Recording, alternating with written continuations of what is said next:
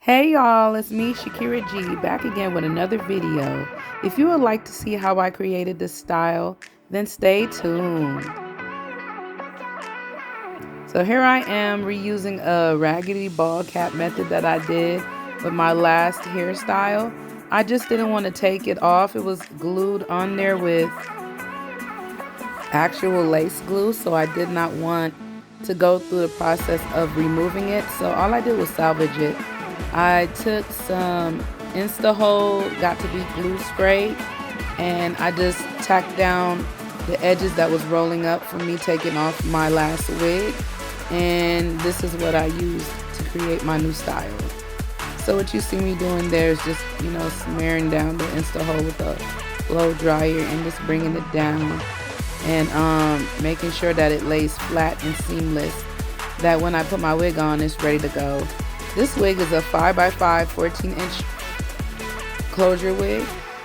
I did a custom color just in the front, and you see that I'm using the Fit Me powder from Maybelline in 360, and I just put that underneath my lace. This lace is transparent. It has already been cut. It's been one that I've worn already, a wig that I've had before. I just decided to spruce it up a little bit. And what you see in the front is me.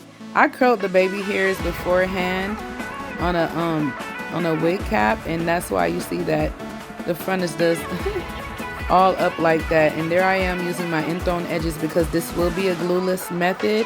I truly don't wear my wigs for a long time to be using glue like that, but I just wanted to show people different ways of installing. So, I told you I have a lot coming for the summer, so just keep posted, just keep on looking because you might miss something. But anyhow, I'm using the inthrown edges to smear my baby hairs. This is just a edge control, but I noticed that it does really good on baby hairs for your glueless methods on your closure wigs or your frontal wigs. You could use it with hold-in spray when you're doing like a glueless method, but I would not use this like exclusively on a frontal wig because I fear that it may lift the glue up, so I wouldn't use it on that. But for my twisty styles and things, I put it behind the glued area, so there's like an inch back.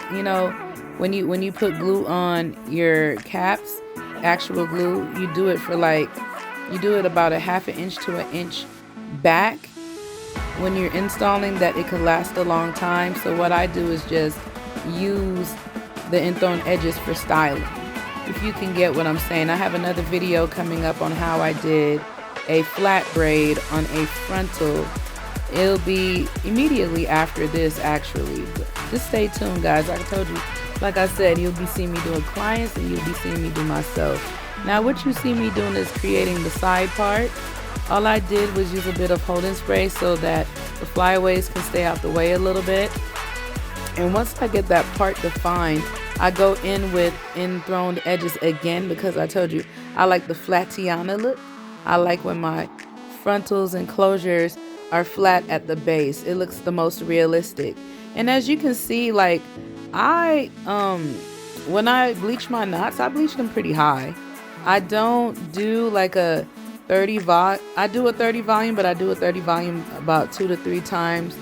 I know the brand that I'm using is Anointed Hair Bundles, closures and frontals, and they can take color really, really well. So I could color it 2 to 3 times and it won't shed. So I just color it till I get a nice blonde, a nice high colored blonde, because then I can tone it any color, or when I put my makeup on the knots, you can basically see scalp. It's definitely, mimicking scalp right now, as you can see.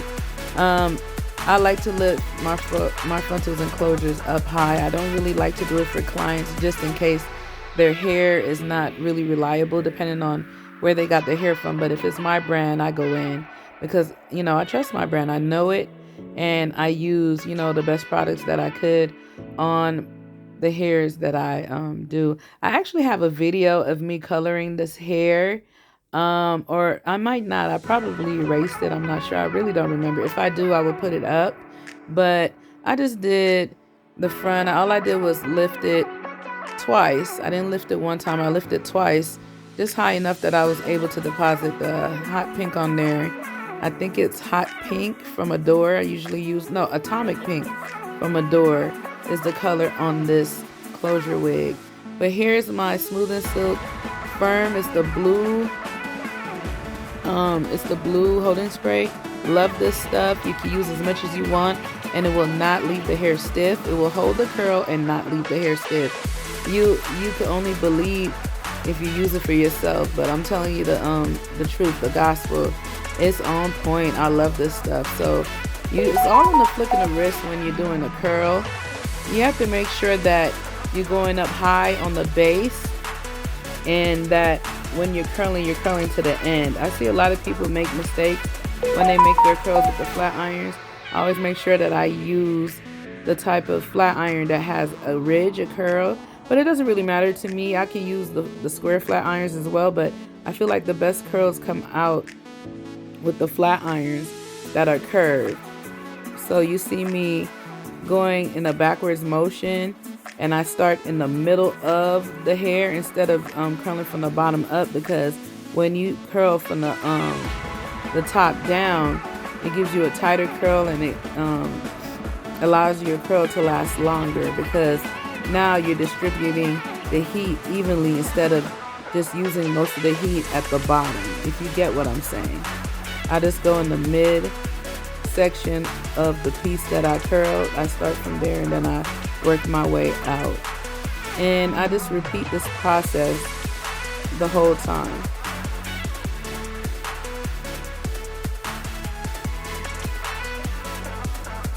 Another thing is that I make sure when I'm curling that I start from the back, and when I get to the exact front that's in the midsection of the hair, I do it all together. I don't do one side then go to the other side. I don't do one whole side of the curl and then go to the other side, because I want the curls to fall evenly. I don't want the curls to fall uneven, because if I just curl this side and then I go switch on to the other side and curl the whole thing, I would have a tighter curl from the last piece that I curled, if you understand what I'm saying. So what I do is I do the back sections first, and then I partition off the front sections, and I do them evenly. If I do one side in the front, I'll do the other side in the front, and then I'll just brick layer from that. But what you see me do is leave this out piece right here that's at the top out, and I do all of that last. I do that with my bang, that the curl could stay and fall cohesively.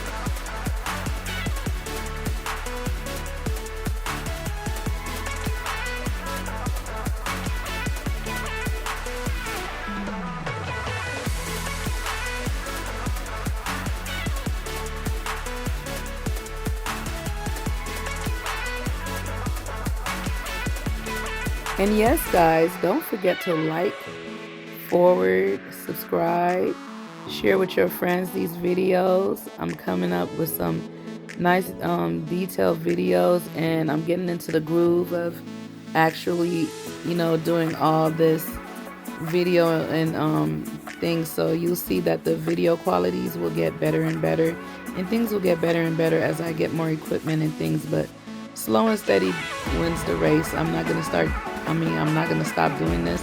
This will be my forever thing. You guys will continue to see content from me until I check up out of here. So if I end up being an old lady doing YouTube videos or doing videos, you shall catch me doing this consistently.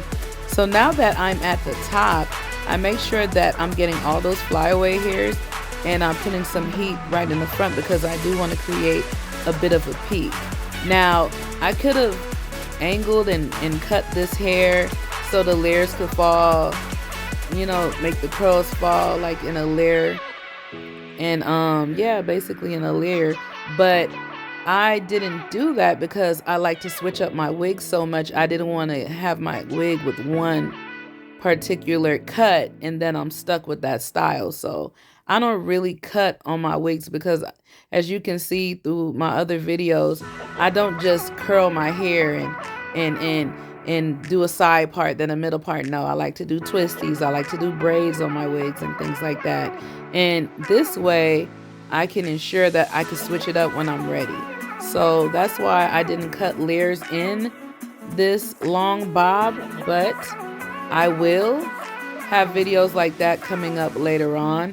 But for right now, baby girl, this is how we gonna kick it. So here I am, combing out the curl to give it a little bit of volume. And yeah, she is looking pretty. The hair is coming out really, really nice.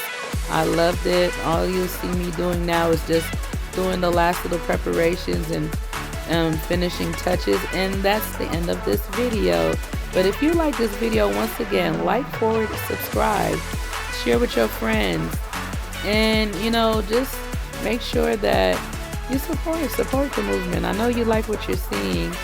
My views say it, so don't forget to like. If you see it and you're watching it, obviously you like it. So press the bell. But God bless you. Have a good day and have a good night. You see me throwing my hair back and forth because I was creating volume with this look. But there you are.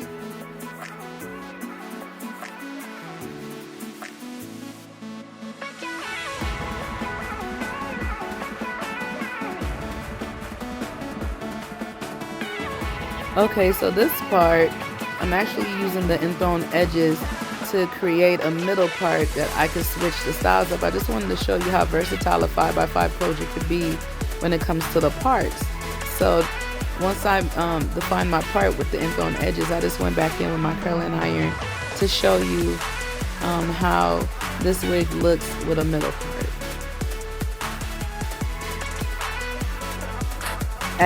As you can see by this point, I was feeling myself, y'all.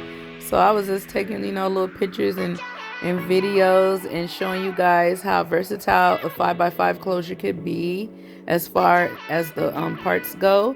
And there you have it. This is the middle part, and I have the side part and also the combed out side part. So thank you for supporting and watching these videos. God bless you. If you have any questions or wonder where this hair came from, this is Anointed Hair Bundles. This is my Vietnamese hair, very versatile, very durable. And this was a 5x5 transparent lace with 14-inch hair. All I did was cut the hair even all the way around to create a long bob. So there you go. And God bless you. Good day or good night. And also, this beat from the song is made from my son, Little Murphy. And yes, make sure you check him out on Spotify, on Little Murphy. He has his own music, he creates his own beats. God bless you guys.